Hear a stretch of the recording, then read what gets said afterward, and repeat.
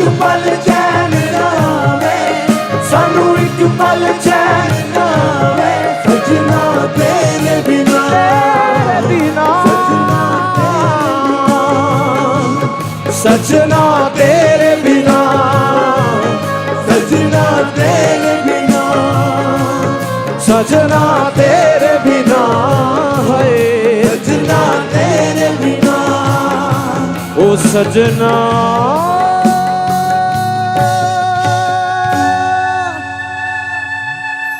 तेरे बिना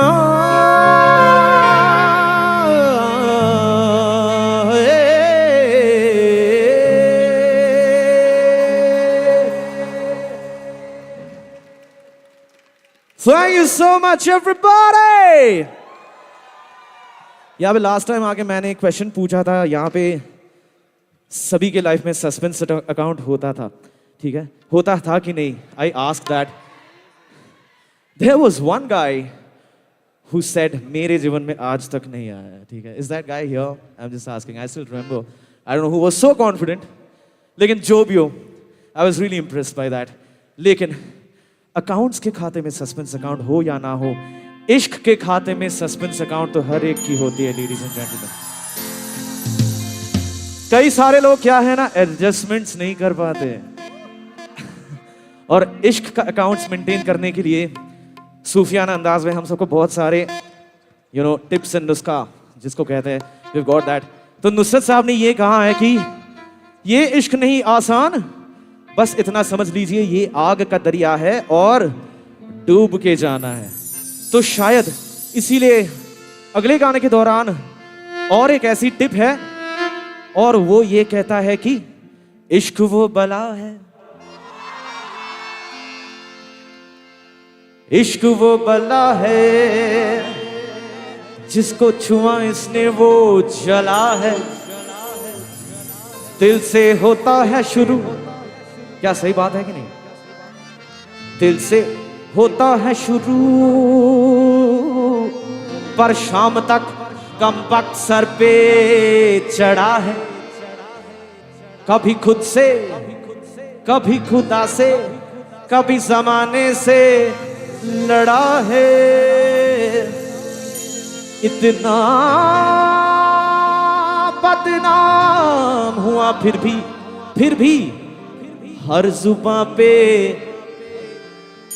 अड़ा है। क्या बात है, अड़ा है। अब हमारे सारे सूफियाना दोस्तों, let me see those hands up in the air, come on everybody. 1 and a 2 and a 1 2 3 4 yeah।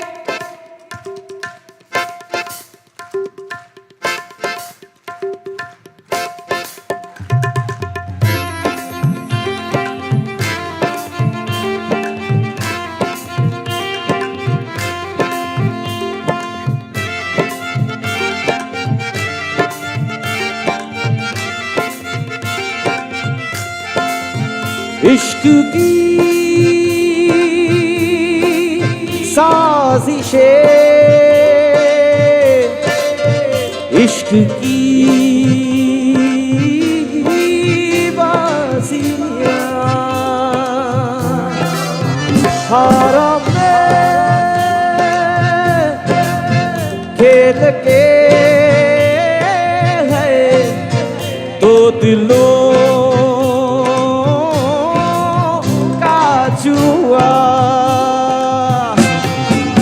कि तूने मेरी फुर्सत की, कि दिल में इतनी हरकत की, इश्क में इतनी बरकत की, ये तूने क्या किया। फिर अब मारा मारा मैं, चांद से बिछड़ा तारा मैं, दिल से इतना क्यों हारा मैं, ये तूने क्या किया।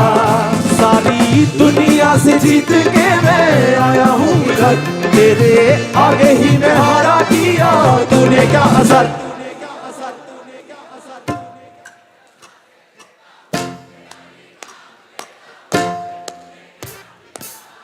मैं दिल का राज कहता हूँ, मैं जब जब सांसें लेता हूँ, तेरा ही नाम लेता हूँ, ये तूने क्या किया।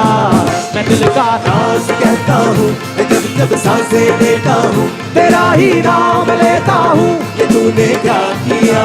क्या बात है, you guys are awesome, thank you so much everybody। Hey, hey, hey, hey।